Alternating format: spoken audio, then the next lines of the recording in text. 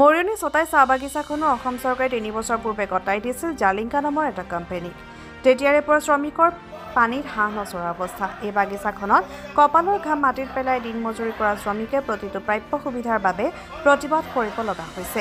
১৫ দিনৰ মূৰত বাগিচাখনত দৰমহা দিয়াৰ ব্যৱস্থা আছে যদিও আজি ২০ দিন পাৰ হ'ল মজুৰি দিয়া নাই শ্ৰমিকক। সেয়েহে পুনৰ আজি কামলৈ নগৈ প্ৰাপ্য মজুৰি বিচাৰি শ্ৰমিকসকল বহিল প্ৰতিবাদত।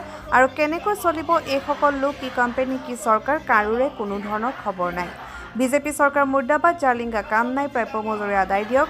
মুখ্যমন্ত্ৰী গৌবেগ ধনীৰে উত্তাল কৰি তোলা হয় সমগ্ৰ অঞ্চল। শ্ৰমিকসকলে যদি সদায় এনেকৈ ভুগিব লগা হয় তেন্তে আগন্তুক সময়ত বাগিচাত ৰাজনৈতিক দলৰ প্ৰৱেশ নিষেধ কৰাৰ লগতে ভোট বৰ্জনৰ কথাও সকীয়াই দিয়ে ক্ষোভিত শ্ৰমিকসকলে।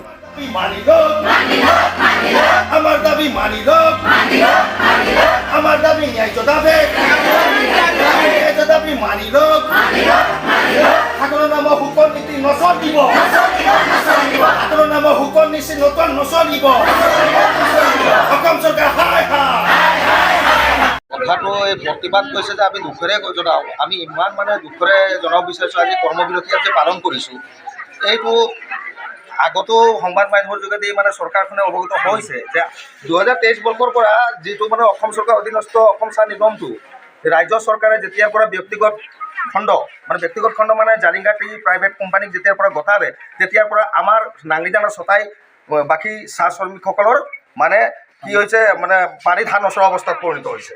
আজি আপোনাৰ ২০২৩ বৰ্ষৰ পৰা বিভিন্ন ধৰণৰ তেখেতসকলে এটাই কথা মই ক'ব বিচাৰোঁ যে আমাকতো 1951 একটো শ্ৰমিক আইন আছে, সেই আইনখনতো প্ৰযোজ্য নহয় বাৰু, ঠিকেই আছে। আমাকতো দৰমহাটো তেওঁলোকে নিয়মমতে আমাক প্ৰদান কৰিব লাগিছিলে, কিন্তু সময়মতে নিয়মমতে প্ৰদান কৰিব লাগিছিলে। কিন্তু কথাটো হ'ল কি, এতিয়া বোনাছ যোৱা ২০২৪ বৰ্ষত আমি ৰাজপথত ওলালোঁ, তেতিয়া আমাক দিলে বোনাছ যেন তেনে কৰি দিলে বোনাছটো। এইবাৰ আমি ৰাজপথত ওলালোঁ, ধাৰাবাহিকভাৱে আমি আন্দোলন কৰাৰ পৰিপ্ৰেক্ষিততহে আমি এই আৰু সেই কোনো ইমানেই জালিংকাই ইমানেই দৃষ্টান্ত তাত তেওঁৰ হৈছে, অসম চৰকাৰক বুঢ়া আঙুলি দেখুৱাই কৈ দিছে যে মই 8.33 দিম, বাকীকেইটা 10% তেখেতসকলে দিছিলে। এতিয়াও 1.67 নে কিমান পাৰ্চেণ্টেজ দিয়াই নাই।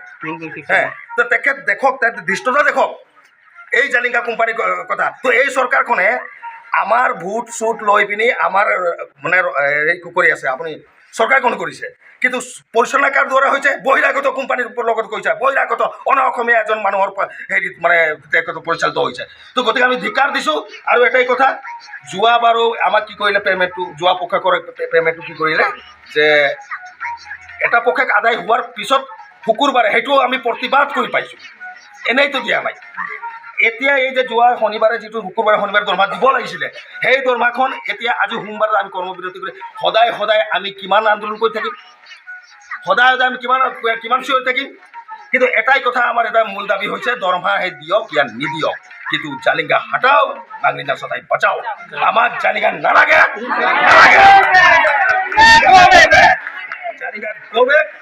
অতি শীঘ্ৰে যদি অসম চৰকাৰৰ নেতৃত্বাধীন যিটো বিজেপি চৰকাৰৰ নেতৃত্বাধীন মুখ্যমন্ত্ৰী যে ডাঙৰীয়াই যেনেকুৱা ঢাকঢোল বজাই থাকে যে মই উন্নয়ন কৰিলোঁ, কিন্তু সমাগত ২০২৬ বৰ্ষত যিটো ইলেকশ্যন আহিছে, বিধানসভাত যিটো নিৰ্বাচন হৈছে, যদি আমাৰ এই সপ্তাহৰ ভিতৰত যদি আমাৰ কাছে একটা সমাধান নিদিয়ে, তেন্তে আমি নাংলিজান ছটাই বাকী ৰাইজে কোনো ৰাজনৈতিক দলটো বাদে বিশেষকৈ বিজেপি দলক আমি ইয়াত প্ৰৱেশ নিষেধ কৰিম আৰু আমি ভোট বৰ্জন কৰিম বুলি আমি ইয়াৰ পৰা ভোট কৰিম। আজি আমাৰ দুখৰে কথা, 100 ঘণ্টা আজি আমরা কাম করা, আজি 15 দিনের দরমা ঘণ্টা পাবো লাগে, কিন্তু আমাদের কোম্পানি কোনোদিন সময় মতে আমাদেরকে দরমাটা দিতেই না পারছে। যেন দিলে আমাদের জালিঙা হইল আমাদের অবস্থা একেবারে হেরিয়ে নয়, ল'ৰা ছোৱালীকে সময়মতে আমরা পয়সা পাতি দিতে পারছি নাই, আমরা সময় মতে আমরা কাম ওলাই আসতে পারছি নাই, সময় মতে আমরা ঘরখনের কোনো পরিবর্তন করতে পারছি। কুছ একটা এই জালিঙা যেদিনালে হইল ওদিনলে আমাদের সমস্যায় পয়সা 1 টাকা খরচ করবো বলো আমাদের কোনো ভাবে চিন্তা খরচ করতে হচ্ছে। আর নাই দরমার আমাদের কোনো ঠিকানা নাই, বানাসের ঠিকানা নাই, কুছ রেশনের ঠিকানা, দরপের ঠিকানা কোনোই না লাগে। আমাদের দুঃখর বিষয় এটাই, আমরা কোনটা প্রবলেমের কথা সরকারকে গতাবো, কাকে বলবো, কাকে কি করব, আমরা আজি তকলে কারণ ভাবে চিন্তা করতে নাই পারছি। দরমা তো নাই, বাকি আমাদের একো ফ্যাসিলিটি দিতে নাই পারছে।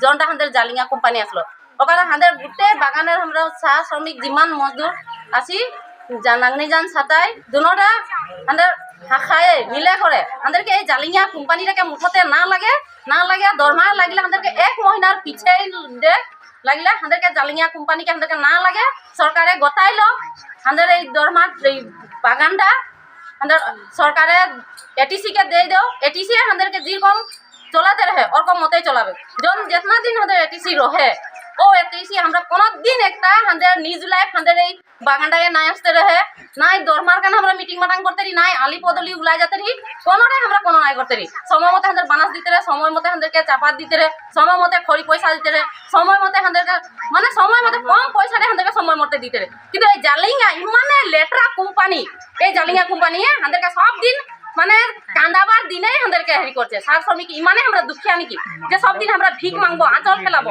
যে আমাদেরকে পয়সা দরকারের বেরিয়ে আমরা ইমান মিটিং মাটাং করে আছি কমসে কম বানাসার লেগে 3 বছর এটা হচ্ছে অকল মিটিং এ কোনো মন্ত্রী কোনো বিধায়ক কোনো মানে কোনো হেরিয়ে আমাদের এখানে নাই আসছে কোনো নাই আসছে তো কিয় নাই আসছে অকল ভোটর কারণে ভোট লিতেলে আসে নাকি ভোট লবলে আহে হ্যাঁ ভোট লিতেলে আসে নাকি অকল ঘর দিলে রেশন দিলে যদি আমাদেরকে চলাতে নাই পারছে তো হাত ডাঙে দাও জালিঙ্গা কোম্পানি আমাদেরকে না লাগে মুঠাতে না লাগে এই জালিঙ্গা কোম্পানিলে আমাদেরকে মুক্ত করে দিলে আমরা শান্তি মনে লাগিলে এটিসি কোম্পানি আমাদেরকে 200 টাকায় হাজারা দাও আমরা শান্তি মনে খাতে রি আগে কিন্তু এই কোম্পানিকে না লাগে আমরা সবে মজদুরে লোক লাগে করে বলছি যে আমাদেরকে জালিঙ্গা কোম্পানিকে আমাদেরকে মুঠাতে না লাগে মৰিয়নিৰ পৰা সূৰ্য দাসৰ ৰিপৰ্ট এনি এক্সপ্ৰেছ।